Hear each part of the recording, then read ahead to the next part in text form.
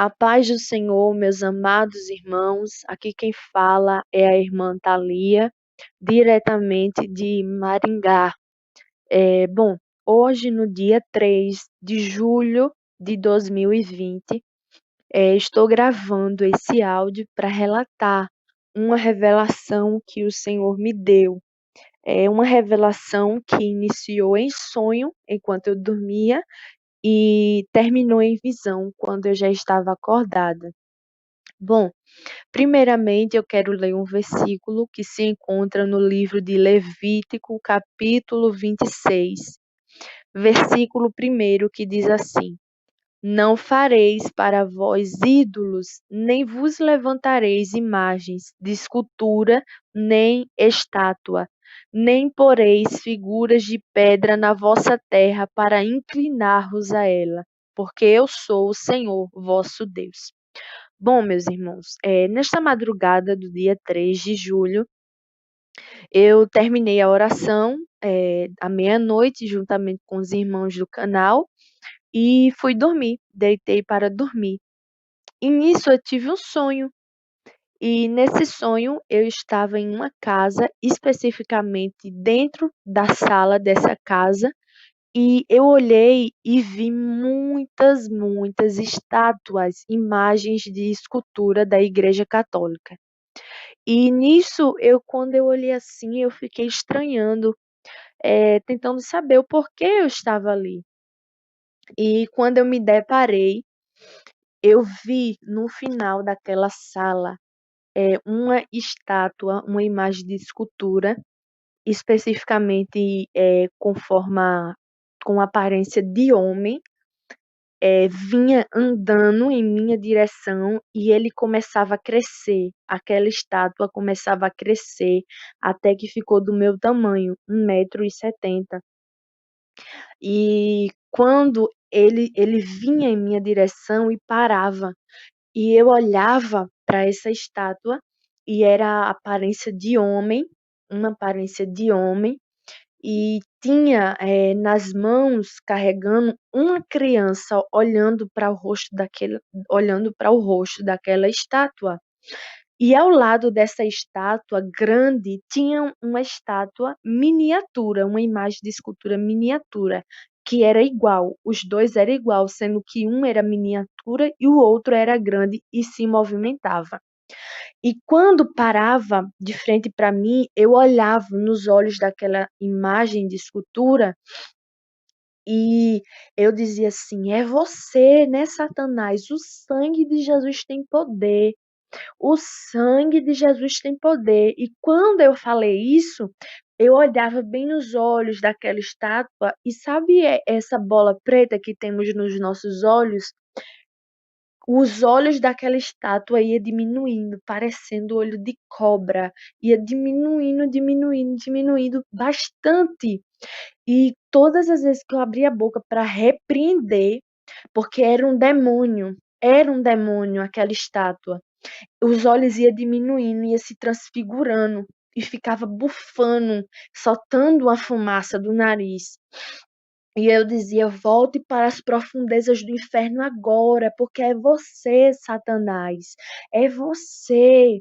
E naquela hora, o Senhor me fez saber que aquelas estátuas todas que estavam ali, deixando claro que são imagens de esculturas que são usadas na Igreja Católica, eram todas demônios, eram demônios aquelas estátuas.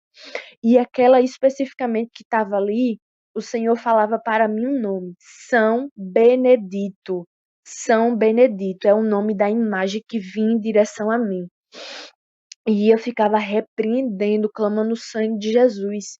E tinha uma hora que a porta daquela sala se abria e começava a entrar várias pessoas, e aquelas pessoas eu sabiam que eram católicas, e entravam, e quando entravam, imediatamente aqueles santos, que os católicos chamam, né, Santo Benedito, mas aquela imagem de escultura por nome São Benedito se voltava ao normal, paralisava, voltava ao tamanho normal e ficava normalmente parada, não se mexia em nada.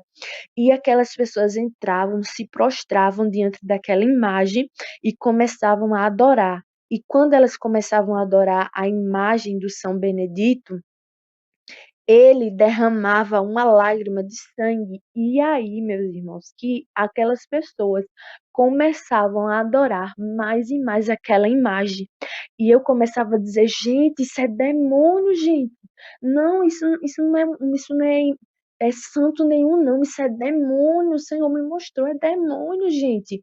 E eu saía puxando à força aquelas pessoas dali daquela sala, tirava elas de dentro da sala e fechava a porta e ficava somente eu. Sendo que quando eu fechava a porta e eu virava novamente, meus irmãos, aquele São Benedito, aquela imagem de escultura, crescia o dobro, ficava mais ou menos uns 4 metros de altura, ficava muito grande mesmo. E ele vinha em direção a mim e eles tentavam assim fazer como uma concha, me cobrir, sabe? Fazer uma ponte, um arco em cima de mim para me oprimir. E ele vinha assim se curvando e eu começava a sentir um peso muito grande no meu corpo. Eu já começava a ter dificuldade de repreender, eu ficava com muita dificuldade de repreender e tinha uma hora que eu não conseguia pronunciar, aí eu começava a repreender na minha mente e tinha um momento que ele ficava bem perto de completar aquele arco e me oprimir 100%. Aí eu dizia assim na minha mente, Senhor, por favor, envia anjos aqui, Senhor, me ajuda. Quando eu falava isso na minha mente, eu não vi no sonho, mas eu senti a presença de um anjo ali dentro que chegava e mandava eu clamar em alta voz. Eu escutei o anjo falando, não vi o anjo, mas escutei o anjo falando. Clama em alta voz. E na hora eu veio uma força de dentro de mim, uma força do Senhor que brotou de dentro de mim e eu, sangue de Jesus tem poder, Satanás. Quando eu falava isso, meus irmãos, tudo que era estátua, a imagem de escultura ali, explodia, virava tudo pó, explodia, era uma explosão muito grande que tinha ali dentro. E na hora, foi um sonho tão real que eu me acordei do susto da explosão. Eu me acordei assustada. Eu me acordei, o sonho acabou. E quando eu olhei, com os olhos abertos, acordada, em visão, na porta do quarto, eu vi um demônio. Eu vi o demônio de olho aberto. E eu vou dizer, para quem tiver a curiosidade, buscar a imagem, o nome do demônio é Preto Velho. Eu vi ele como meio encurvado, pequeno.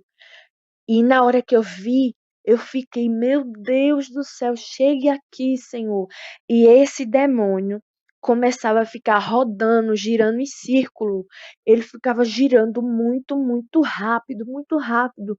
E eu, o sangue de Jesus tem poder. E a mesma força que eu senti brotando de dentro de mim, uma força que vinha do Senhor brotando em mim, eu senti na mesma hora. E eu me levantei da cama, fui até próximo a ele e disse: O sangue de Jesus tem poder. E na hora eu falei: Senhor, por que o Senhor está permitindo eu ver isso, Senhor? E na hora, aquele demônio na porta do quarto falava assim, rosnando com a voz de raiva, falava assim: Ai, que raiva! Porque você está me repreendendo, agora eu tenho que voltar. Mas eu fui invocado. Ele dizia isso: Eu fui invocado.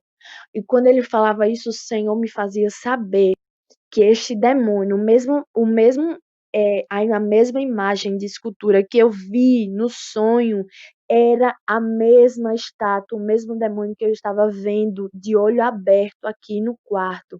O São Benedito era o mesmo Preto Velho, que é também um demônio, é uma estátua usada nos terreiros, candomblé, eu acredito.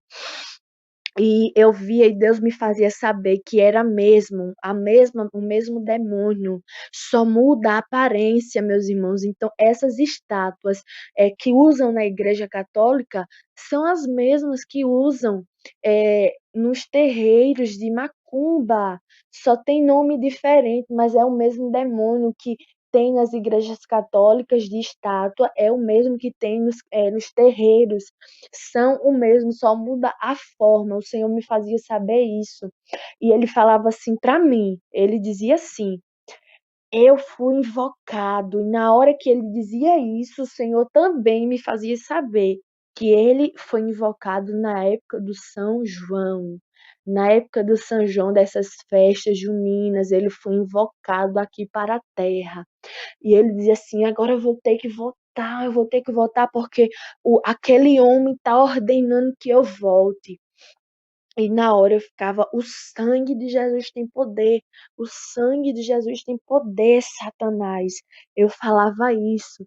Então tá aí um alerta da parte do Senhor para o povo, não somente os crentes, mas os católicos também. Todos que ouvirem esse recado, o Senhor revelou, me mostrou que o mesmo santo que dizem, né, Santo Benedito, São Benedito, na Igreja Católica, que na verdade não tem nada de santo, é demônio, é o mesmo que é usado nas profundezas do inferno, nas coisas de Satanás. É a mesma coisa, não tem nada de santo, de Santo Benedito, não. É tudo demônio.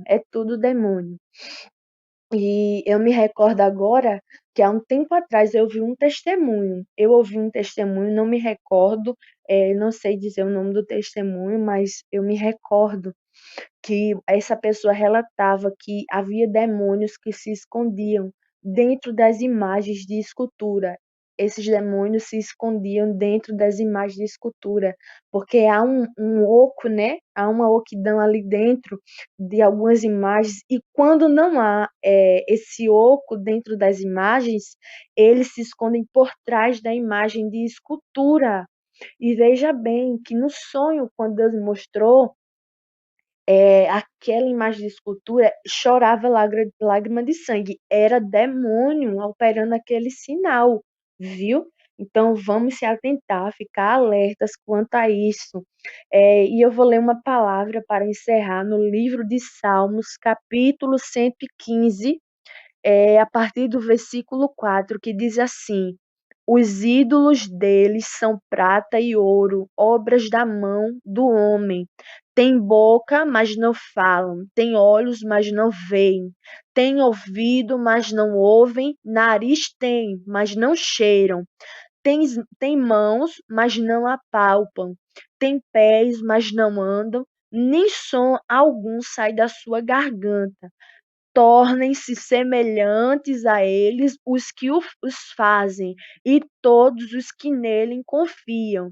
Aleluia, glórias a Deus. Está vendo essa palavra, meus irmãos? O salmista aqui está dizendo que os deuses são feitos ídolos de ouro, né? Estátuas são feitas, mas elas têm olho, mas não vê, tem nariz, mas não cheira, tem mão, mas não apalpa, tem pés, mas não anda. Aleluia, glórias a Deus. Tem boca, mas não falam. Ele começa a dizer, aí ele vai dizer assim no final, e vão se tornar igual a esses deuses quem faz e quem confia. Então, quem confia na imagem de escultura, quem faz as imagens de escultura, se tornam igual às estátuas. Tem olho, mas não vê, tem ouvido, mas não escuta, tem nariz, mas não cheira, tem boca, mas não fala. Tornam-se cegos, mudos, surdos espiritualmente, paralisados espiritualmente, igual às estátuas, que não anda, não faz nada, não consegue nem falar. Então, quem faz as imagens de escultura e quem confia nas imagens, quem fica se prostrando diante das imagens de escultura, tornam-se igual a elas, amém? Então, foi essa a revelação do Senhor, amém? Guarda no teu coração e compartilha para que vidas venham ser despertadas e venham tornar novamente a ver, a enxergar, a ouvir, a falar, a sentir. Aleluias. Então eu vou passar a oportunidade nesse momento para a irmã Solange fazer o que o Espírito Santo de Deus direcionar. Amém? Fiquem todos na paz do Senhor Jesus e a oportunidade está com a irmã Solange. A paz do Senhor, meus irmãos. Eu quero finalizar, lendo 2 textos da Bíblia Sagrada. O primeiro texto está escrito em Romanos, Epístola do Apóstolo São Paulo aos Romanos, capítulo 1.